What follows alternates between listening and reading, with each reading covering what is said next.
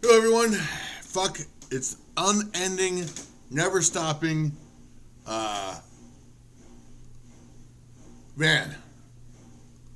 So let's go. Okay, man, my. So I've been telling you about the errors of climatology for years, and what proved it was uh, something called the hockey stick. And basically, what this showed was there was no hot weather in the 1930s, right? Because if you have hot weather in the 1930s, uh, the mean, right? The mean, which is the average temperatures, right, would level off.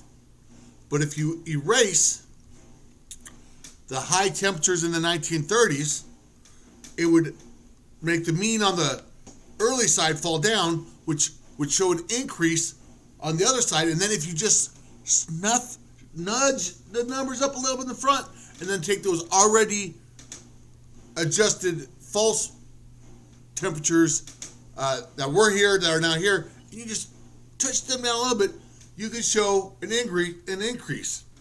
Okay. But there was hot weather in the 30s. It's called the Grapes of Wrath, people.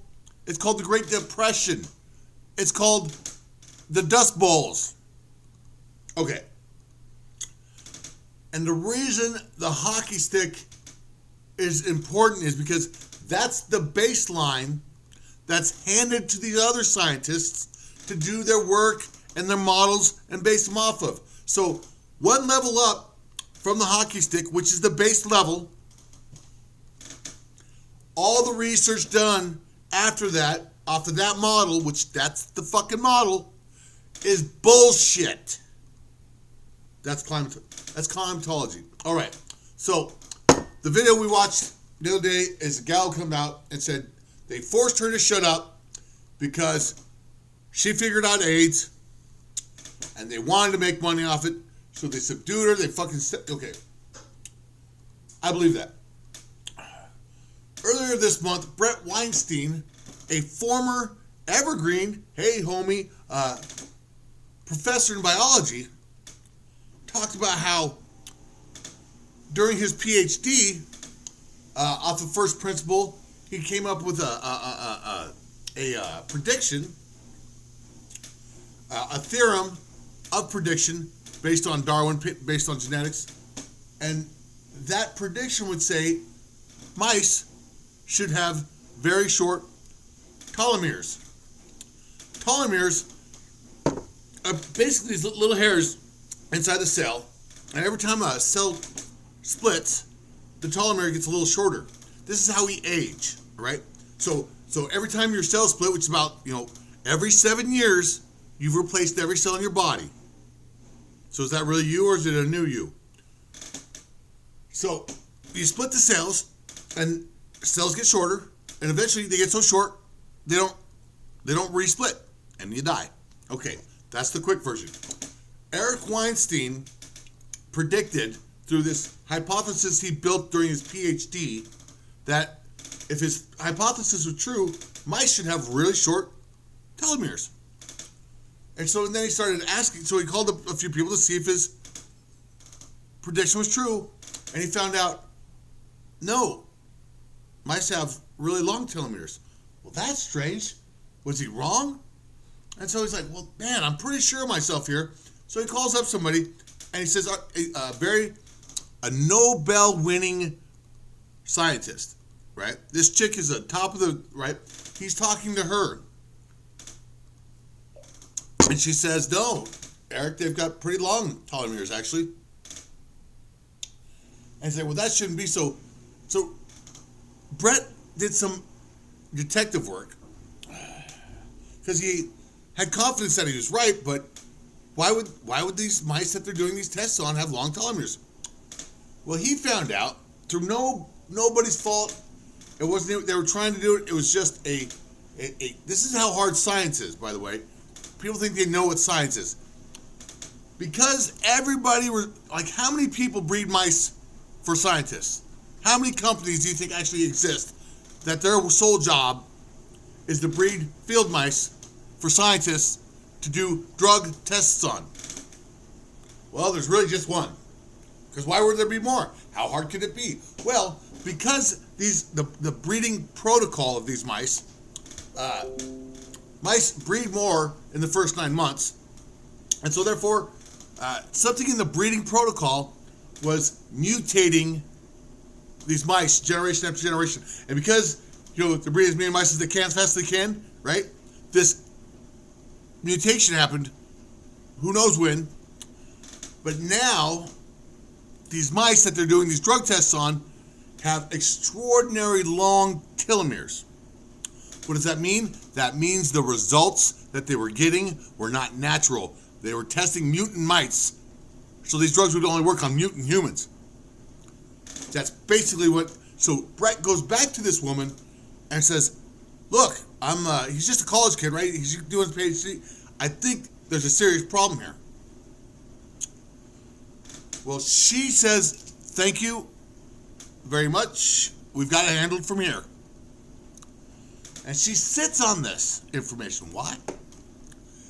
Because if you know that everybody's testing on mice that are not the proper mice, you can then do drug tests on the right mice, and you can make predictions that'll make you millions, because you'll be right and nobody will know why you're right. And this is a woman who won the Nobel Prize. She did this to Brett. He never got any credit. She held on to it so she could profit from it for as long as she could, and then people still don't know about it. And that was a revelation about a month and a half, 2 months ago. Brett Weinstein, Eric Weinstein, The Portal, look it up. Okay.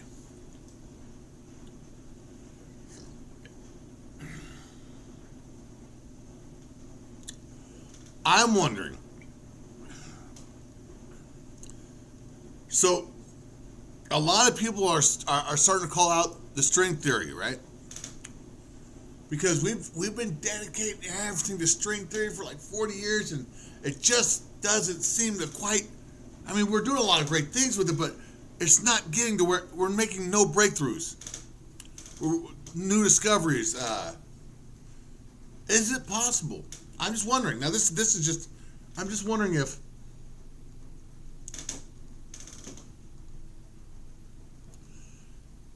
you could. What if Einstein's original equation was, how can I do this? I don't know how I can do this. I need a whiteboard. Was E equals mc squared 0.1. What if his original equation was E equals mc squared two, E equals MC point, two, squared to the, I don't know how to say it right? Squared, but a little more. What if they erased, what was it? E equals MCD squared. And that D was a fractional number. And because that fractional number has been erased and not given to everybody, all these string theorists are basing their string theory off it. Mass equals the speed of light squared. What if it's energy equals mass times time times the speed of light squared? I don't know. That sounds kind of cool. What if mass equals time times mass times the speed of light squared? And they just erase. I don't know. But if t in this new equation is just a fraction of an adjustment, and all these string theorists are handed E equals mc squared, go to work, fellas. They will get close, but they'll never get to the finish, because our government took the right equation and they're already on fucking Mars. I'm telling you, there's a moon base on the backside of the moon. I'll guarantee it. And what we're going to do is we're going to go up there and we're going to say, yeah, we're up here now. Look at us. We're up here. Oh, yeah, look. We built that in 2 days. Real nice base over there. 2 days it only took us. I'm telling you, people, somebody needs to get a hold of Elon Musk, get me a motherfucking ship and a Cybertruck, and I'll go up there and I'll check my damn self. You don't know how deep this runs. I'm not sure how deep it runs, but I can't hit bottom. Of course, I'm about this long.